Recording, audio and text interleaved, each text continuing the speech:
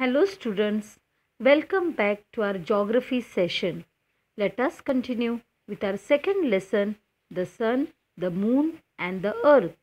Before we proceed ahead, let us recall what we had studied in the earlier lecture. In the last lecture, we had studied the topic phases of the moon, that is, the different shapes of the moon. We also saw how the moon waxes, that means increases in size from the new moon day to the full moon day, and how it wanes, that means decreases in size from the full moon to the new moon day. Our objective for the day is explanation and identification of an eclipse, how it occurs. Types of eclipse. Solar eclipse, in it we will see the total and partial solar eclipse and annular eclipse. Let us first understand what is an eclipse. Eclipse is an astronomical event. Astronomical means it is related to the stars and the planets. Students, in the last lecture we have seen that the moon revolves around the earth and the earth revolves around the sun.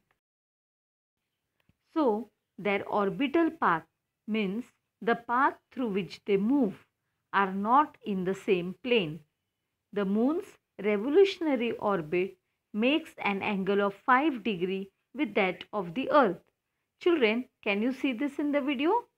So, the moon meets the earth's orbit twice during one revolution. Children, please observe the next diagram. Here you will notice that on a new moon day, the sun, the earth and the moon make an angle of 0 degree, whereas on a full moon day, this angle is of 180 degree. Now students, let us see how an eclipse occurs. An eclipse occurs on a new moon day or on a full moon day when the earth, the moon and the sun fall in one line.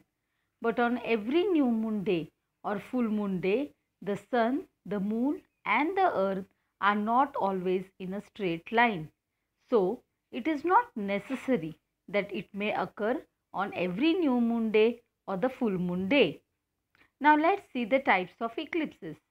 As told earlier, eclipses are of two types, the solar eclipse and the lunar eclipse. Now children, it's time to test your brain power. Think about it. Consider the relative positions of the sun, the moon and the earth on the new moon day and both the quarters. What will be the angle between the lines joining the earth and the moon as well as the earth and the sun? Now the answer to this question is the angle between the lines joining the earth and the moon as well as the earth and the sun will be of 90 degree. Question 2. How many times will this angle be formed in a month? Answer.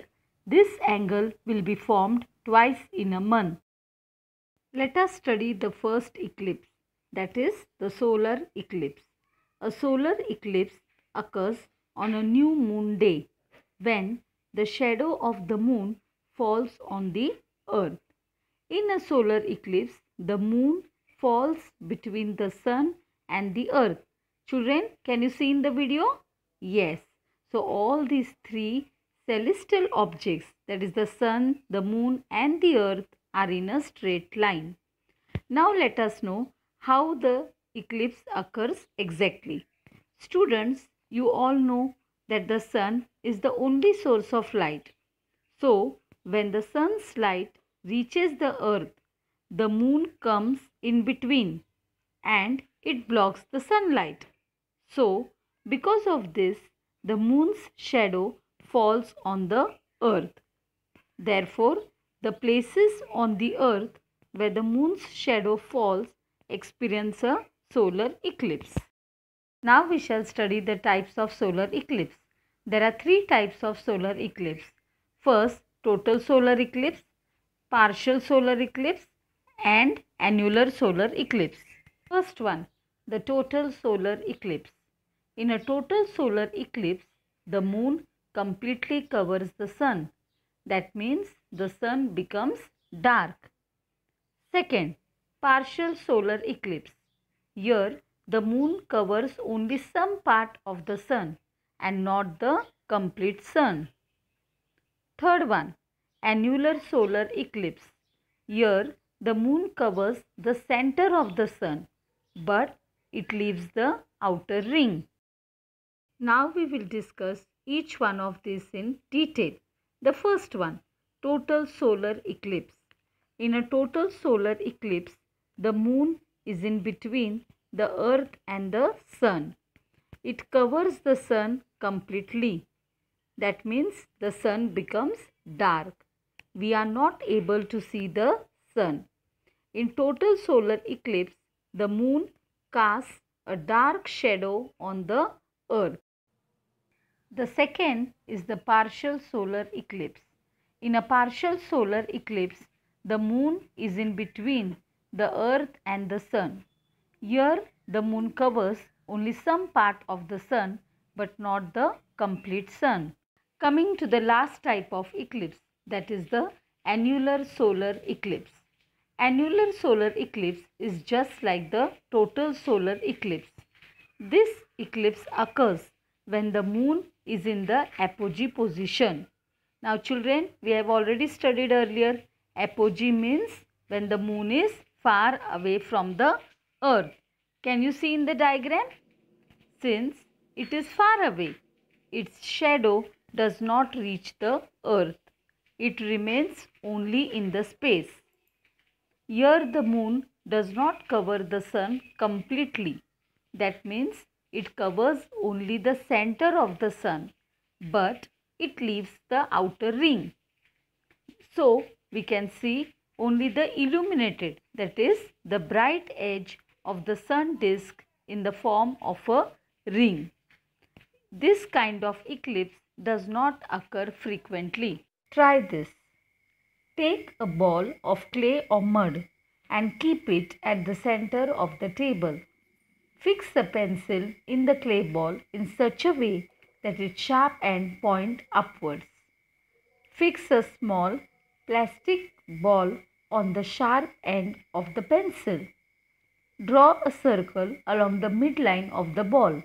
Let this ball be your moon. Now place a large plastic or rubber ball at a distance of 10 to 15 centimeter from this moon. Let this be your earth. Draw a circle along the midline of the ball using a pencil at the center. Let this be the equator. Keep the ball steady using a rubber or cloth ring. Arrange the balls representing the earth and the moon in such a way that the circle drawn on the moon will be in the plane of the equator of the earth. Take a torch. This will be your sun. Hold it at a distance of about 30 centimeters from the moon. Direct the light beam on the moon. Observe the shadow of the smaller ball on the earth to understand how solar eclipse occurs. So children, I hope that you will try out this experiment. For homework, read the lesson. Thank you.